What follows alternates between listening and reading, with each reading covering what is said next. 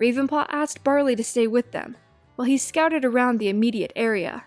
"We don't want SkyClan to find us sleeping a mouse length from their border," he pointed out, and Barley nodded. Ravenpaw left the stream and slipped through the trees, pausing every few steps to sniff the bushes and taste the air.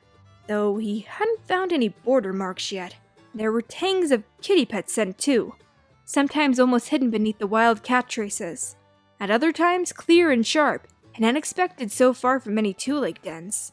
Ravenpaw hadn't been anticipating such a mix of scents, even knowing that SkyClan had some warriors who lived as kittypets part of the time. He returned to the hazel bush and lay down. Barley was fast asleep, snoring, but Riley and Bella were still awake. "We're not sleepy," Bella whispered. "Tell us some more about the warrior code," Riley begged. Ravenpaw sighed. "Okay, but after that, you must go to sleep. Who can remember the rules we talked about so far?" "You must be ready to die for your clan," Riley began. "And you can't be friends with cats from other clans." "Don't trespass on another cat's territory," Bella mewed. She put her head to one side. "But if SkyClan's the only clan around here, that doesn't really matter, does it?" Ravenpaw flicked his ears. "Oh, well, there could be loners in the woods who don't welcome visitors. Go on." "Elders and kits must come first," Riley mewed. "And you can only kill something if you're gonna eat it." "That's 2 rules," Bella protested. "You're both doing very well," Ravenpaw told them. "Right, here are some more." For a moment, he was back in the training hollow, listening to Whitestorm addressing all the new apprentices. Kind, patient Whitestorm, who had tried so hard to make Ravenpaw's apprenticeship bearable. "A new warrior keeps vigil for the whole clan on their first night.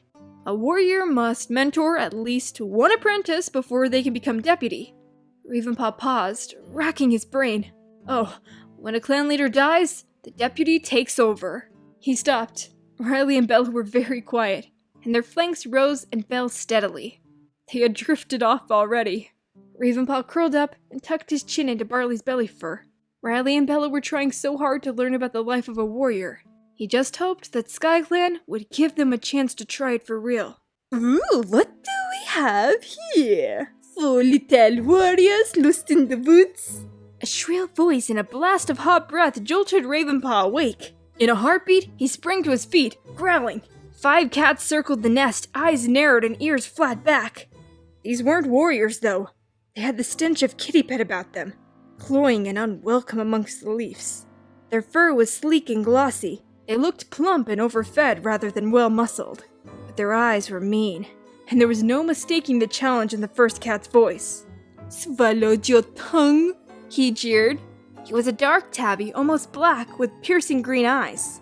"I didn't think patrols were allowed to go to sleep." Ravenpaw heard the other cat stir beside him. "Leave us alone," he snarled. "We're doing no harm." He was confident that these weren't SkyClan warriors. They were too scornful for patrols for a start. He took a step forward and let his fur rise along his spine. "Oh, you're so scary," gasped the tabby, pretending to fall back. Then he leaned forward. "I'm joking. I don't like the look of you. You don't smell like those SkyClan fools, but you're scrawny enough to be wild. Go back to where you came from. You'll have to make us," rumbled Barley, stepping up alongside Ravenpaw. For a moment, the tabby looked less certain. Barley was broad-shouldered and tall, and there was a menace in his growl. "You heard what Pasha said," yelled another kitty pet. Her pelt was ginger and white. "Go away!" The other 3 cats took a pace forward so that they were looming over the nest. Bella squeezed in between Barley and Ravenpaw. "And you heard what we said. We're not going unless you make us. We're warriors, and we know how to fight." "Warriors?" spat Pasha. "Ha! They don't scare us." He twitched his ears at Ravenpaw. "Run along, squirrel breath." Slam! Quick as lightning, Ravenpaw raised his front leg and clouted the tabby between the ears. The kitty pet staggered backward with a yell. "You'll regret that!" he hissed. He stalked towards Ravenpaw, his thick tail lashing. One of his companions, a she-cat with silver and black patches, interrupted. This is boring, Pasha. I'm getting cold." Can't we run through the gorge like we did last night? That was way more fun. This bunch of weasels will be too easy to fight, agreed the ginger and white she-cat. Tasha glanced once more at Ravenpaw. If I see you again, you'll regret it, he snarled. Then he whirled around and bounded into the trees. Come on, let's give SkyClan another surprise. Ravenpaw watched them vanish into the shadows. His heart was pounding, and his paw throbbed where he had struck the tabby. Well, they were very nice, Ella exclaimed. It sounds like they're not that nice to SkyClan either, Riley commented. He arched an eyebrow at Ravenpaw.